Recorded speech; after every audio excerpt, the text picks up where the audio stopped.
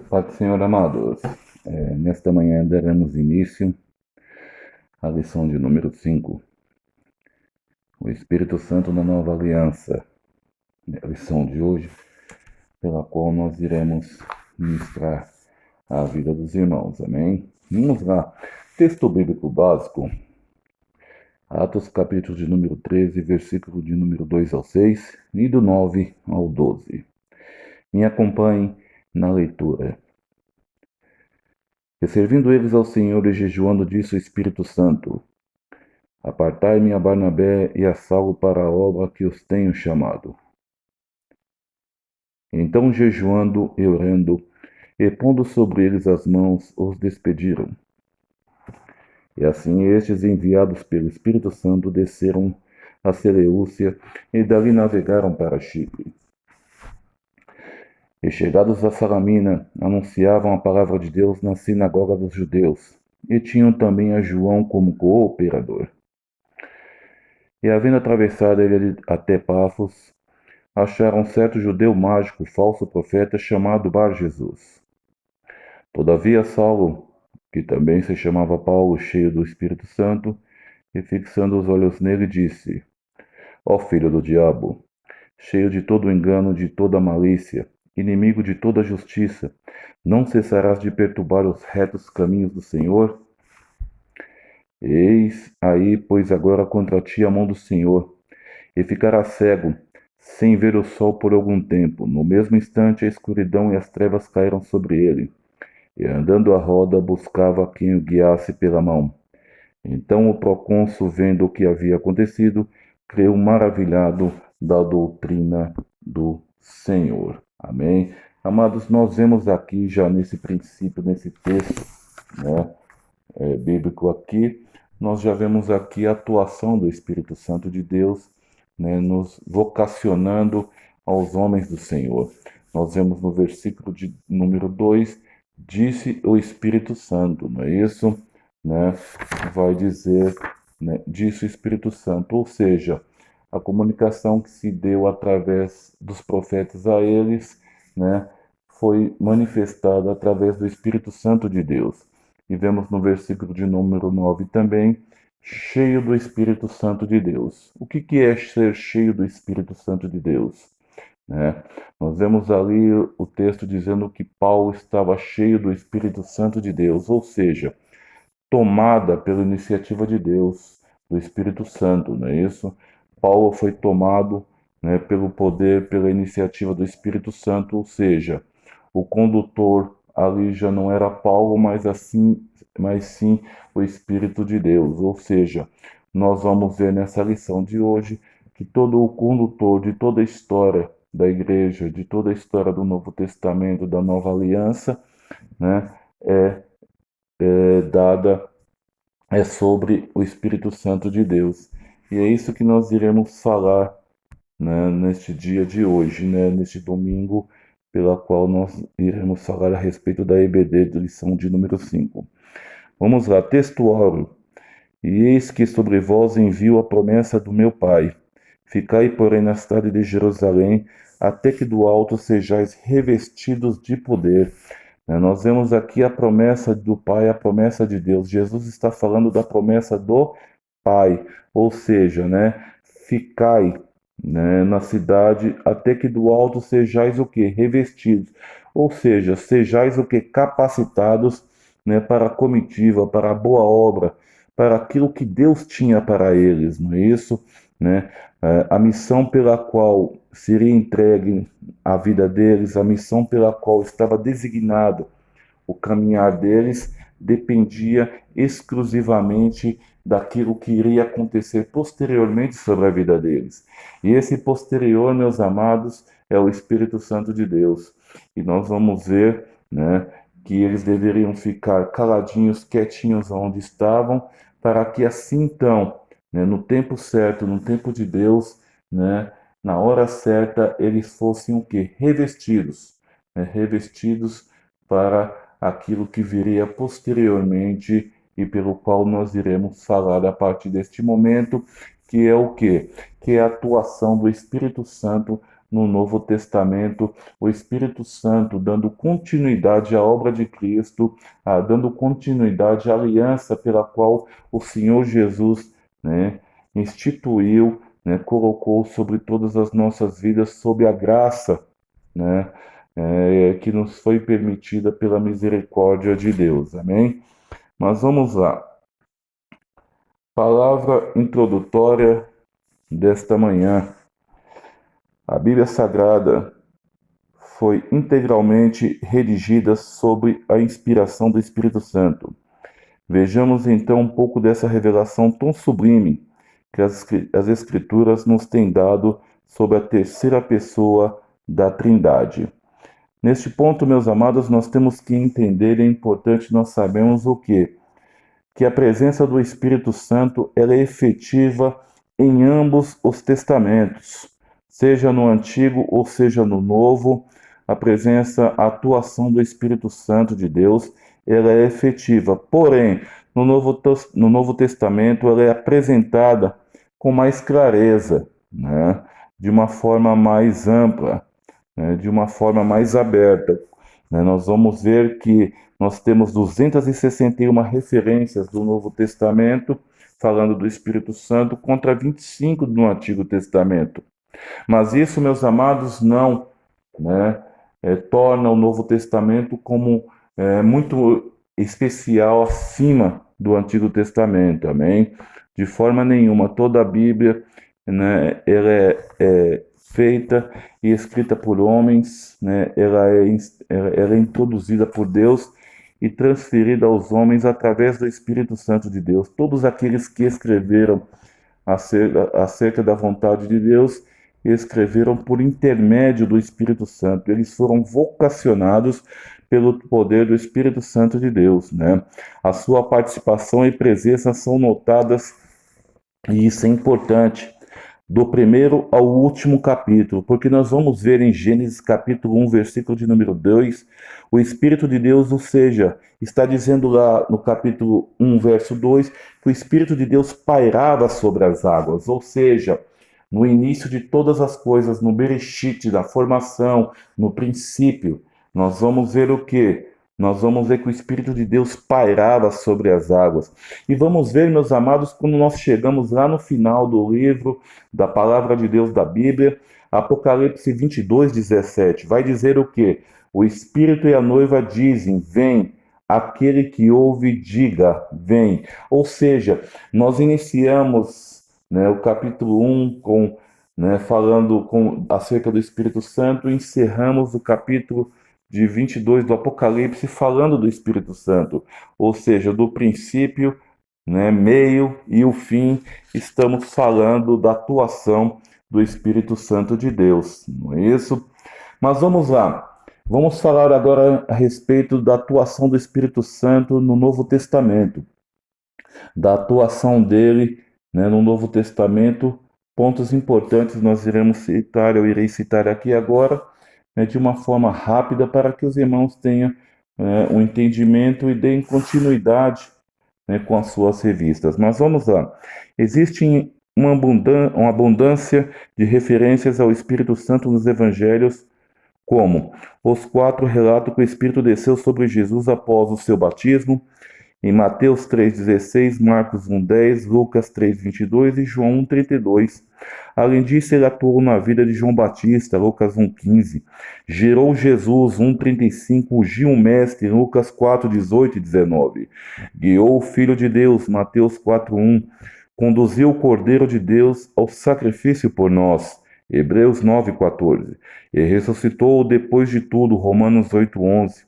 O Espírito Santo é o prometido Consolador, João 14,16, profetizado pelo profeta Joel no Antigo Testamento, em Joel 2,28, o qual foi enviado por Jesus, João 16,7. Não é isso? Nós vemos aqui na própria revista de vocês, né, falando a respeito do Espírito Santo nos Evangelhos. Lembrando os irmãos, e é de conhecimento de todos, que os evangelhos são 4, meus amados, né? Nós temos os livros do Novo Testamento, que são divididos, né? Mas quando nós estamos falando aqui, falamos aqui a respeito dos evangelhos, que são quatro, são três sinóticos e mais um, né, que é o Evangelho de João, não é isso? Nós temos aqui falando acerca disso. Mas o importante aqui, meus amados, citar alguns pontos importantes que foram colocados aqui pelo autor dessa revista acerca da atuação do Espírito Santo nos evangelhos, onde nós podemos aqui, né, vislumbrar o que ele já atuou no seu batismo, ou seja, nós vemos lá que abriram-se o céu e o Espírito de Deus desceu em forma de pomba e foi sobre ele. Nós vemos aqui uma atuação gigantesca do Espírito Santo de Deus, né? Vemos também a revista vai citar aqui na vida de João Batista em Lucas 1:15 lá, né? Será cheio do Espírito Santo, né? A obra pela qual estava a responsabilidade de João Batista incumbido a ele, né, necessitava não somente da vontade de João, mas precisava de um algo mais. E a palavra vai dizer que ele estava cheio do Espírito Santo de Deus, né, para ser atuante e levar, né, aquilo que era a anunciação da vinda de Cristo, né?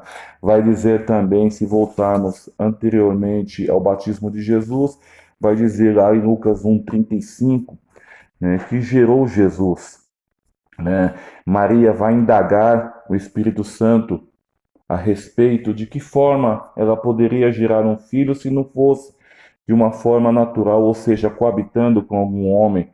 Não, mas aí o Espírito Santo vai responder a Maria, né, que desceria sobre ela e o poder de Deus, né, o sobrenatural de Deus estaria sobre ela, assim então, gerando um filho, né, grandioso tudo isso, né, onde nós vemos aqui, né, Maria sendo totalmente habilitada pelo poder do Espírito Santo de Deus, né. Vamos ver também que em Lucas 4, 18 e 19, né, que ungiu Jesus, o Espírito Santo ungiu Jesus. Jesus na sinagoga vai ler o livro de Isaías 49, né, tornando-se assim, ou tendo assim cumprido toda a profecia, não é isso? Né, guiou Jesus. O Espírito Santo não somente esteve na vida de Jesus, esteve como testemunha visível na vida de Jesus, mas nós vemos aqui também o Espírito Santo guiando Jesus, levando Jesus ao deserto para que este jejuasse, né, ali por 40 dias e também fosse tentado por Satanás, né? Ou seja, era uma ação conjunta entre o Pai, o Filho e o Espírito Santo, né? O Espírito Santo atuante na vida de Jesus, né? E outro ponto para encerrarmos essa parte dos evangelhos, né? Ele é o prometido consolador. Eu rogarei ao Pai e ele vos dará o consolador. Mas para que ele nos dará o consolador, o auxiliador?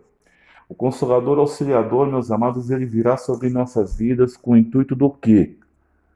Esse é um ponto importante da qual nós temos que ter certeza sobre nossas vidas, ou seja, para que ele seja atuante em nossa vida, não somente para nos lembrar, né, acerca daquilo pelo qual o Senhor ministrou e nos deu, né, mas também para outros pontos importantes que veremos adiante. Mas só lembrando os irmãos, né, esse consolador seria o capacitador, né, na vida dos discípulos e é o capacitador na nossa vida. É o capacitador para que nós venhamos o quê?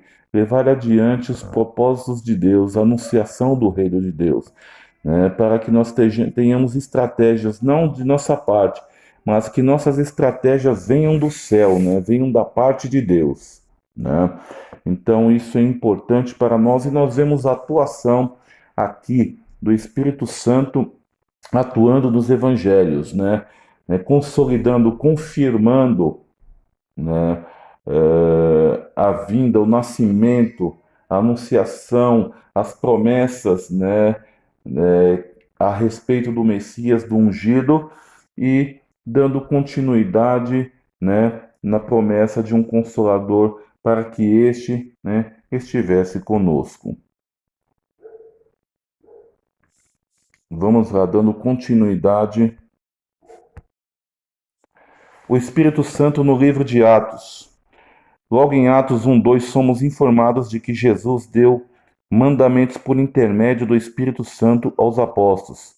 Ele é mencionado novamente durante a escolha de um apóstolo que substituiria Judas. Atos 1:16.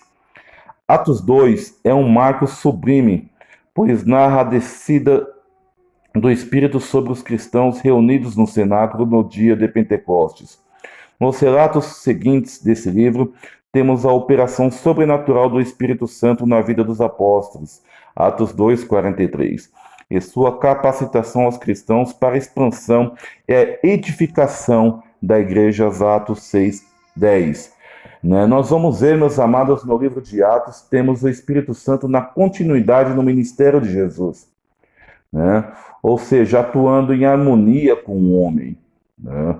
Atos é o cumprimento da promessa do Consolador, que nós vimos atrás, falamos um pouco atrás a respeito disso.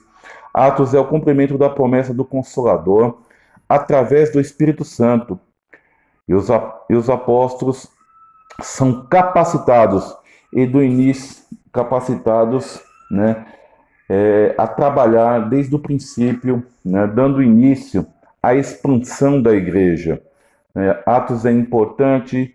Atos é chamado de Atos do Espírito Santo de Deus, não à toa, né? Mas porque nós vemos que em Atos nós vemos ali o início, né, a formação daquilo pelo qual o Senhor, né, nos direcionou através da vinda de Cristo, né? O início da igreja se dá em Atos, quando ali aqueles homens são capacitados, né? Quando aqueles homens, né, são formados, quando aqueles homens são, né, regenerados, né, aqueles homens são, né, capacitados para o quê? Para a boa obra, para a comitiva, para aquilo que o Senhor tinha para adiante, não somente para eles, mas para o futuro de toda a humanidade. Amém? O Espírito Santo em algumas cartas paulinas. Vamos lá. Aos Romanos.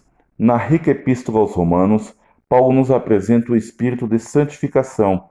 O apóstolo nos informa que o amor de Deus está derramado em nosso coração pelo Espírito Santo. O Espírito que nos habita também nos identifica como pertencentes a Cristo e como a filhos de Deus. Romanos 8:9, né, 14:16, e garante a nossa futura ressurreição. Romanos 8:11. Ele é intercessor. Romanos 8:26 e 27. É vivendo no Espírito Santo que o cristão encontra justiça, paz e alegria verdadeiras. Romanos 14:17. Não é isso? Nas cartas paulinas nós vemos aqui, né, Paulo apresenta o Espírito Santo como o quê? Como um libertador do pecado e da morte, né? Através dele deixamos de andar na carne e passamos a andar no Espírito. Passamos a viver por nós, mas para viver pela vontade de Deus. Renunciamos o nosso eu, né? Como o próprio Jesus mesmo disse, né? Negue-se a si mesmo, toma a sua cruz e siga-me, né? E sem ele não há vida verdadeira. O que é sem ele não há vida verdadeira, né? A vida, meu amado, sem Jesus, a vida sem o Espírito Santo de Deus nos conduzindo, ela é uma vida enganosa, né? Ou seja, andar nele é garantir a nossa futura vida. É ele, né, que intercede por nós, né? Sonda nossos corações, intercede por nós, né? É quem nos santifica. Através dele, vemos, né, que o reino de Deus é justiça, paz e alegria. Muito importante isso, meus amados, né? Temos essa convicção de que forma Paulo coloca aqui em Romanos acerca do Espírito Santo, pontos importantes, né, que ele nos traz, né, ou seja, que ele nos testifica como filhos de Deus, né, pontos que nos traz a entender o quê? Que andar nele, meus amados, é garantir a nossa futura vida, né? Entender que ele é o nosso intercessor, é ele que encaminha por nós, é ele que nos direciona, né? É ele que conhece a nós, ele sonda os nossos corações. Não é isso? É Ele que nos santifica e através dele, meus amados, somos movidos por justiça. Temos a paz do Senhor e vivemos na alegria de Deus, né? Então, meus amados, nós vemos aqui Paulo aqui em Romanos trazendo um ponto importante, né? E especial para que nós valorizemos, né, esse caminhar no Espírito Santo de Deus. Mas vamos lá, aos Gálatas, né? Gálatas guarda semelhança com Romanos. Em ambas as cartas, Paulo procura mostrar o contraste entre a vida no Espírito e a vida carnal. O Espírito também alcançou os gentios e permitiu que participassem das promessas de Deus a Abraão pela morte de Jesus, como está em Gálatas 3:14, não é isso? Né? Um contraste, né, entre a vida no Espírito Santo e a vida carnal, não é isso? Né? Gálatas vai falar acerca disso, como também Romanos vai citar isso, como nós falamos anteriormente, tá? Neste livro de Gálatas, Paulo vai falar sobre o quê? Sobre andar no Espírito Santo, a necessidade de nós que nós temos cristãos, de não somente ser chamados de cristãos, mas verdadeiramente andarmos no Espírito Santo, sermos conduzidos por Ele, e sobre levar as cargas de um dos outros, ou seja, levar as cargas um dos outros, ou seja, ter o quê? Ter a caridade, meus amados, ter a força do Espírito Santo, gerada do Espírito Santo, para o quê? Para estar também atento, meus amados, às necessidades dos outros, amém? E sobre o Espírito Santo que alcançou os gentios. Isso é um ponto importante. O Espírito Santo não veio somente para aqueles que eram os judeus, não veio só para aqueles que iniciaram, né, para a igreja que se iniciou primeiramente com os judeus e posteriormente por Paulo, né, que vai dar trajetória, né, abrindo, né, mostrando que o Senhor nosso Deus, ele era para todos, quer ser gregos, quer ser judeus, quer ser gentios, né? E sobre o Espírito Santo que alcançou os gentios, ele lhes deu o quê? A graça de participarem das promessas de Deus. Ou seja, meus amados, todos nós temos direitos às promessas de Deus. E todos nós temos direitos ao Espírito Santo. O Espírito Santo de Deus, ele não veio somente para alguns. O Espírito Santo não veio somente para alguns da igreja e não capacita somente alguns da igreja. O Espírito Santo, meus amados, ele é o capacitador de todos. Todos nós somos direcionados e dirigidos por ele, né?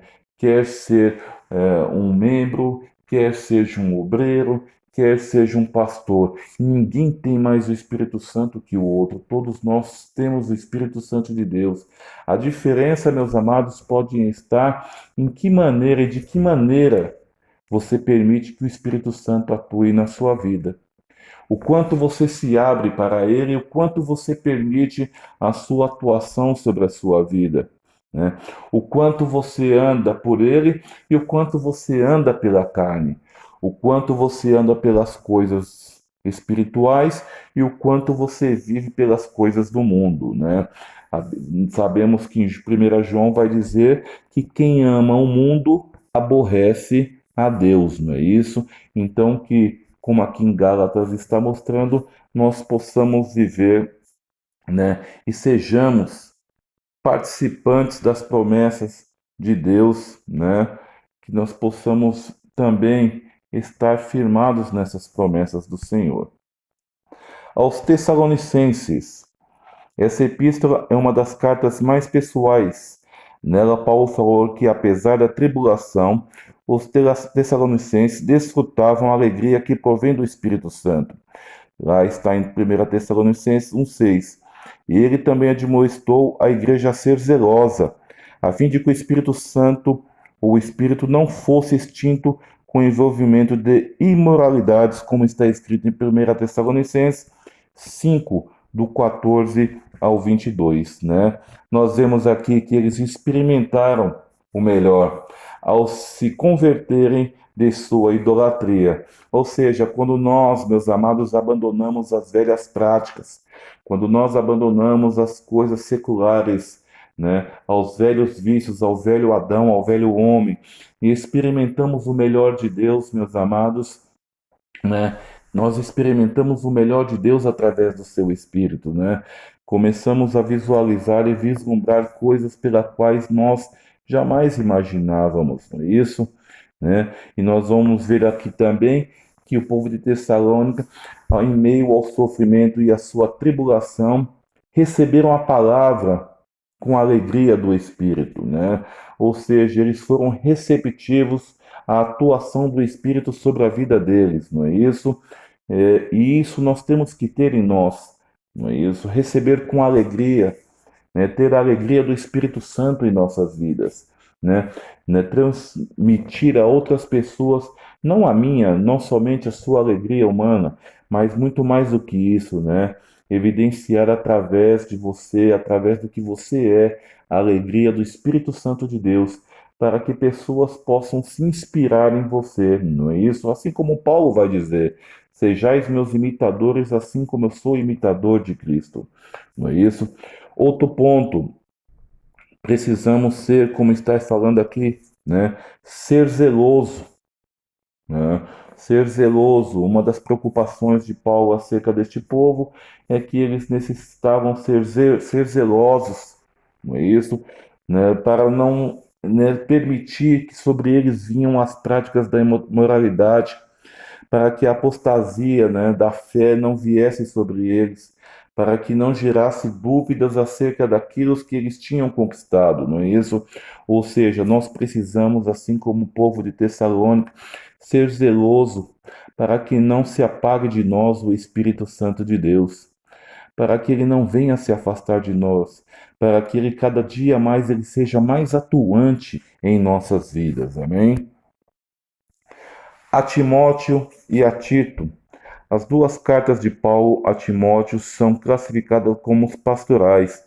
Na primeira, Paulo adverte sobre a apostasia nos últimos tempos, como alertou o Espírito Santo em 1 Timóteo 4:1. Na segunda, o apóstolo aconselha Timóteo sobre o seu dom, 2 Timóteo 1:6, o qual, sem dúvida, é a capacitação concedida pelo Espírito Santo a fim de que o jovem exercesse o seu ministério. Em Tito, o apóstolo menciona o lavar regenerador e renovador do Espírito Santo, como está escrito em Tito 3:5. Esses textos vocês leiam aí na casa de vocês, né, para que vocês possam ter, né, mais clareza acerca daquilo que nós estamos falando, né? Nós vemos aqui, meus amados, que em Timóteo e Tito, o perigo aqui, a preocupação também acerca do que? Da apostasia, né? Que poderia acontecer no meio do povo, né? Naquele momento, ou seja, espíritos enganosos, ensinos demoníacos, né? Falsos mestres e profetas. Era algo que estava se propagando muito no meio do povo. E o medo de, né, o Espírito Santo vai alertar acerca disso, como nós vamos ver em Timóteo 1, no 4 primeiro. Né? Outro ponto importante, meus amados, né, a questão dos dons. Os dons são capacitação do Espírito Santo para a continuidade do ministério. Dom, meu amado, não é para não é para competição. Dom não é para mostrar, né, que temos mais do que o irmão ou do que a irmã. O dom, meus amados, ele tem um propósito, que é a continuidade do ministério, não somente o meu ministério, mas algo muito mais importante, que é o ministério da Igreja do Senhor, o ministério da anunciação do reino de Deus. Os dons, meus amados, né, são capacitação para que nós, né, exercêssemos, né, o nosso ministério de forma plena. Como nós vemos aqui, né, Paulo aconselhando Timóteo sobre o seu dom, o qual, sem dúvida, é a capacitação concedida pelo Espírito Santo a fim de quê? De que o jovem exercesse o seu ministério, O que é exercer o seu ministério? O seu ministério, meu amado, é fazer, né, dar continuidade, né, à obra salvífica de Jesus, dar continuidade à anunciação do reino de Deus, não é isso? Né? Em Tito 3,5, né, nós vemos aqui o apóstolo menciona o lavar regenerador e renovador do Espírito Santo, né, que é através de sua misericórdia, ou seja, purificação divina do pecado, né, dádiva de uma nova vida gerada pelo Espírito Santo, não é isso? Né, somos purificados, né, recebemos a purificação divina, né, onde deixamos a prática dos pecados, né, para trás, né? Recebemos a dádiva de uma nova vida gerada pelo Espírito Santo de Deus, como Jesus vai nos dizer para Nicodemos, é importante que você nasça de novo, né? Receber uma nova vida, né, pelo Espírito é o ser o quê? Ser regenerado, ser restituído, né?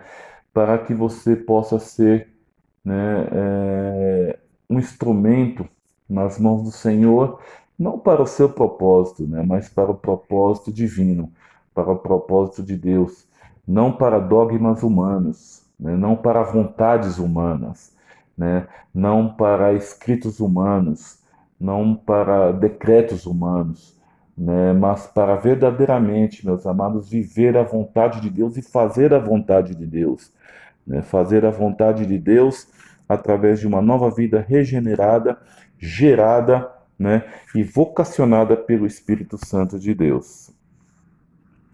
O Espírito Santo em outras cartas. Aos Hebreus. A carta aos Hebreus afirma que o Evangelho foi confirmado por Deus mediante sinais e milagres e várias maravilhas e dons do Espírito Santo. Em Hebreus 9,14, lemos que o Cristo se ofereceu em sacrifício pelo Espírito Eterno. Essa declaração também situa o Espírito Santo como agente executor da redenção. Isso, ou seja, nós vemos aqui em Hebreus falando acerca do que? De sinais, milagres e maravilhas, né? E pontos importantes, né? Acerca do Espírito Santo, né? Que são distribuídos pela sua vontade, não pelo aquilo que nós queremos, né?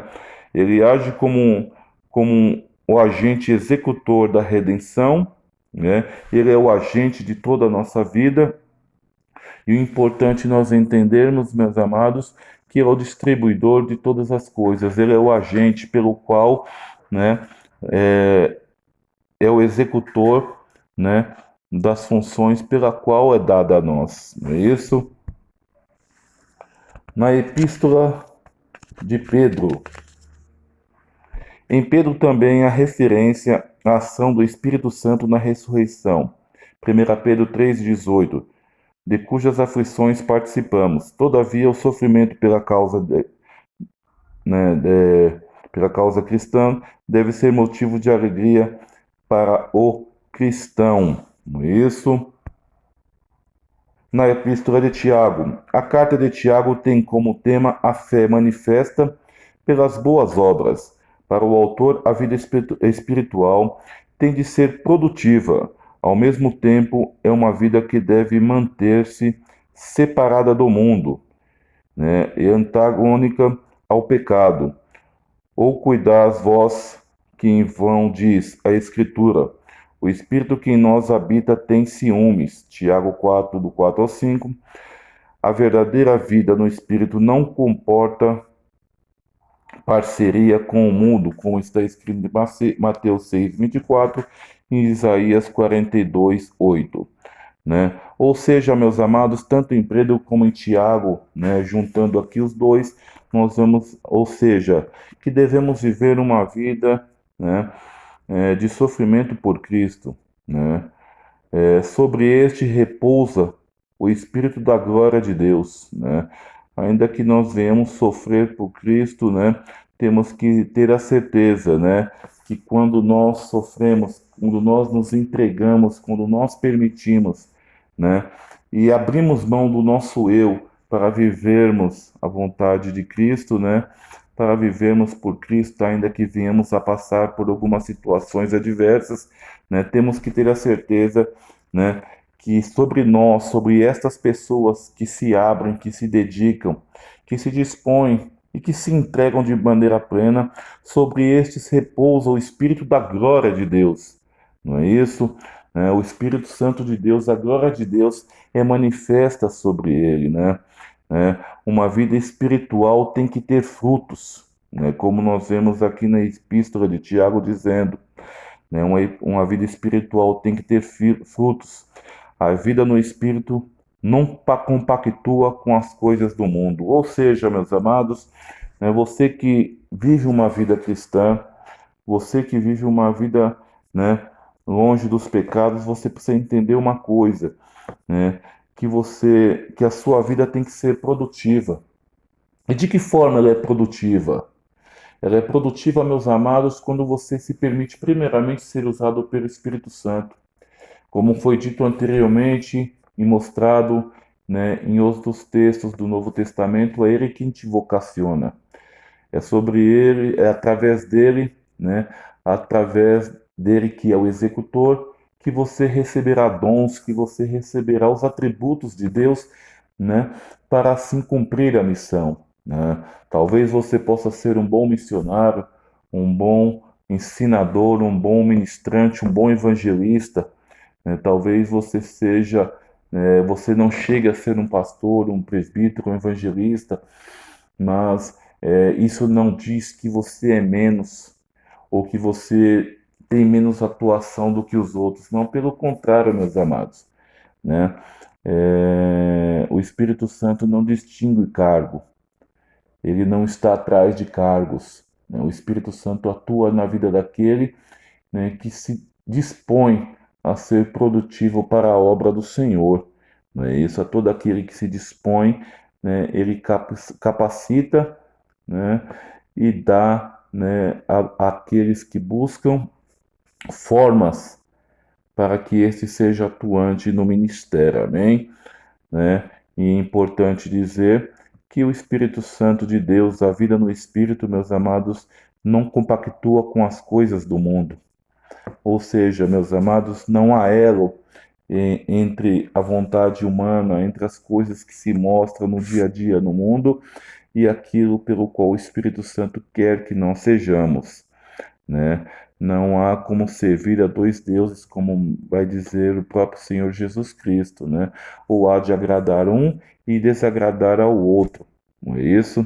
E nós temos que entender e termos isso como primazia em nossas vidas, que devemos agradar o Espírito Santo de Deus, agradar a Deus, nos abster das coisas seculares. Vivemos no mundo secular, logicamente, mas não compartilhamos, não participamos, do banquete, né, pela qual hoje o mundo tem oferecido às pessoas, né? Um mundo enganoso, um mundo onde, né, só leva as pessoas à morte, ao pecado, não é isso? O pecado gera morte, logicamente, mas nós temos que ter a certeza que devemos ser separados. E para sermos separados, nós temos que entender uma coisa, né?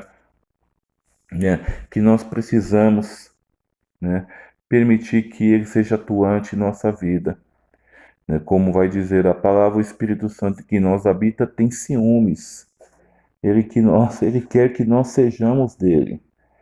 Ele quer que nós andemos com ele e quer que nós valorizemos a ele e amemos, né, de forma plena, não de forma, meus amados, né, sazonal, dia sim, dia não, ou com dias pré-determinados, não, meus amados. Nós devemos amá-lo todos os dias de nossa vida. E por último, o Espírito Santo no Apocalipse. Em Apocalipse, o Espírito Santo é o responsável por proclamar a bem-aventurança acerca dos que morrem em Cristo. Apocalipse 14:13. Com a esposa do Cordeiro, ele faz o generoso convite: vem, e quem ouve, diga: vem, e quem tem sede, venha, e quem quiser, tome de graça da água da vida. Apocalipse 22:17. A palavra Espírito aparece 9 vezes em Apocalipse. 2, 7, 11, 17, 29, 3, 6, né? 13, 22, 14, 13 e 22, 17. É maravilhoso saber que o Espírito Santo está pronto para prestar assistência aos cristãos em momentos de aflição, angústia e perseguições, ou quando ele precisar de ajuda para a defesa de sua fé. Essa assistência foi prometida literalmente por Jesus em Marcos 13, 11. Ou seja, o Espírito Santo ele está diante do trono de Deus. São várias as suas representações, como nós vemos no livro do Apocalipse, né? né? E tem participação extremamente ativa neste livro, né? De forma gigantesca, de forma grandiosa, como vai dizer, né? Quem tem ouvidos, ouça o que o Espírito diz à sua igreja, não é isso? Tá? Nós vemos então aqui, meus amados, de uma forma bem rápida mesmo, né, o poder do Espírito Santo atuando nos livros do Novo Testamento, ou seja, todo o Novo Testamento ele é direcionado, redigido pelo Espírito Santo de Deus. E nessa conclusão nós podemos verificar o quê? Que a apresentação do Espírito Santo nas páginas do Novo Testamento deve nos convencer do imenso privilégio que a igreja possui por tê-lo atuando em sua expansão e edificação. Que saibamos valorizá-lo e que possamos caminhar ao lado dele continuamente, dispondo-nos para o seu serviço na igreja e na evangelização do mundo, meus amados. Que você tenha a certeza, né, da importância disso na sua vida, né, que você tenha essa certeza dessa atuação na sua vida. Amém? Que Deus abençoe a todos, fique com esta palavra e que o Espírito Santo de Deus possa te trazer sabedoria e conhecimento para os dias que virão. Um abraço, fica com Deus a todos e um bom domingo.